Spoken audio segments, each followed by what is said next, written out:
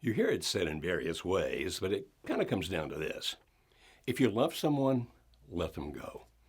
If they come back, they're yours forever. If they don't come back, they never were yours at all.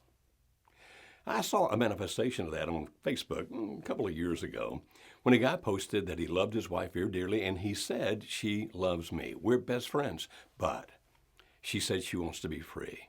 And because I love her so much, I'm not going to contest that. I'm going to give her the divorce that she wants so she can go do whatever she wants to do. Because I love her so much, I'm letting her go." And all the posts underneath that were people giving him all kinds of kudos, like, "Man, how wise. Man, how mature. Hey, you're so loving." I didn't post underneath because if I had, it would have been one word, two syllables, starts with a B, ends with a T. If that shocks you, let me tell you who I am. I'm Dr. Joe Beam with Marriage Helper. We work with marriages, but we work with all kinds of relationships. I earned my doctorate degree studying things about sexual satisfaction and marital satisfaction, which means I wound up studying a whole lot about love. And as soon as I saw this guy saying, "I'm going to let her go because I love her so much," the reason that word jumped into my head that did is because I'm thinking, no, that's not true love. As a matter of fact, it could be maybe he's disguising the fact that he wanted out himself, but now he's saying it in such a way as to make him the hero and her the person that's going away, and look how wonderful I am. Maybe he just wanted the attention from all of his friends saying, "Oh, you poor baby, but you're so wise, you're so strong." I don't know what his motivation was because I didn't get a chance to ask. But let me tell you why that does not indicate real, true love. Didn't you hear the saying, Dr. Beam? If you love someone, you let them go if they come back. Look, love doesn't just happen magically. And there's no just one person out there that can make you happy. But when you find the relationship that you can love and the other person can love you, it will have its ups and it will have its downs. And sometimes in the downs, the other person might want to move away from you or you might want to move away from them. But understand this, true love always includes commitment. Dr. Robert Sternberg has done a lot of research on this. He's a brilliant man, by the way. And when he talks about love between like a husband and a wife or a man and a woman, he says it has three basic components. One is intimacy. Now, he's not talking about sex there. He means openness, transparency, vulnerability, becoming best friends. Another is passion. Now, that does have a sexual dimension to it, without a doubt, but really the way he describes it is a craving for oneness. The third is commitment. That means doing what it takes to keep the relationship alive.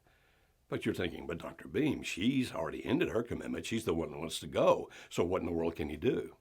Understand it's not just commitment from one person, it's commitment from two. And if one of those people loses that commitment, does that mean the other person abandons it? Remember, love is intimacy, passion, and commitment. If he still loves her, he should be committed to doing whatever it takes to try to save that relationship. Because you see, when you're in a down period of life, you can make decisions that you think, well, this is going to make me happy, or that's going to make me happy. And then you find out a few weeks, a few months later, that was a very bad decision. So why not fight for his marriage now? If he truly loved her, if he had commitment to her, how in the world could he say, well, you just go? If you come back, you'll be mine forever. If you don't come back, you never were mine to begin with. That's wrong. You understand that she did love him. She's saying now even that she loves him. There's something that's pulling her away, or either something he's doing that's pushing her away. And if he's committed, he will find out what that is. Now understand, that means he's going to do whatever he can to help pull her back into the relationship, but not do anything that pushes her further from the relationship. You say, what do you mean? If she wants freedom because of something he's been doing, like maybe he's been controlling, maybe he never listens to her, maybe he never gives her affection, whatever it might be, then he can sit down and figure that out, particularly based on the things that she has said to him before. And if she's open and honest now, that he can ask about, what have I done that's pushing away from me? And when he discovers those things, to repair them the best he can. You see, that's the pull. It removes the negatives and recreates the positives.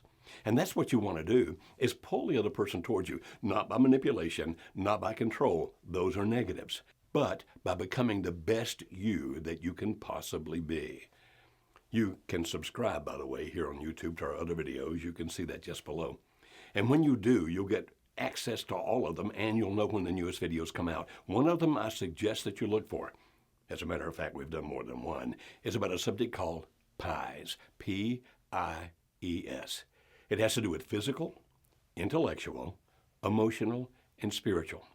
And if you listen to the videos of those and you begin to understand what they are and practice them, then that pulls the other person back towards you. No manipulation, no control. Those are negatives.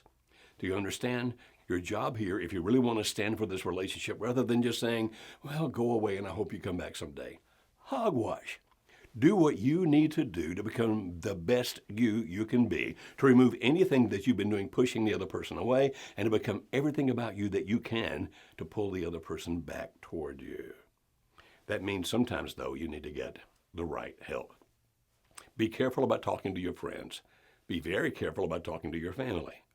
Not because they're not wise, not because they don't care, but because these people are going to be prejudiced. Oh, and not her friends either, or his friends either, if it's your husband or your boyfriend that's leaving you.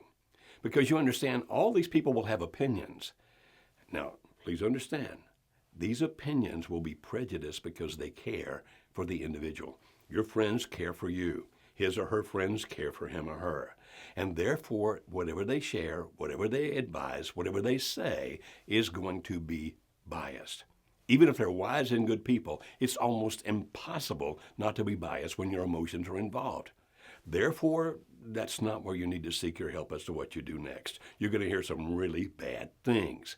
You'll take it in good faith, you do it, and I'll guarantee you this relationship will be over. So get a different kind of help. You say, oh, you mean like a marriage counselor? If he or she is a great one, he or she is worth his weight in gold or her weight in gold. But understand, not all marriage counselors or even counselors are in favor of trying to put relationships back together. In a recent survey I did, we found that 25% of the people who responded said that the marriage counselor they went to see recommended separation or divorce. What you really want is somebody who can help you figure out how to solve the problem, not how to end the relationship. So if you're going to choose a counselor or therapist, typically it's better if you find one that can help you with your issues, like how to get past my paranoia, or how to get over being nervous, or how to handle my fear, those kinds of things. But when it comes to one that help you with a relationship, if you're going to use one, research carefully. Make sure this person is in favor of saving relationships and will help you do the things to make the relationships come together again, and avoid those that don't. Or call us. Our 501c3 nonprofit works with these kind of things every day. We have several different things we can offer you, from an online course to coaching you can do on the phone to an intensive 3-day workshop. We have many things we can do, and if you want to talk to us, call 866-903-0990. Now, that's not a hotline. You're not going to get a counselor on the phone. You can talk to one of our client representatives who will listen, understand your situation, and tell you which of the things our nonprofit offers can be of best benefit to you. But you see, that old adage, let them go, is ridiculous. If you want them gone, it makes all the sense in the world. If you truly love them, don't follow that idiotic axiom. What you do instead is you stand for this relationship. Did you hear all 3 points? I hope you did. And if we can help you, contact us today. Thank you.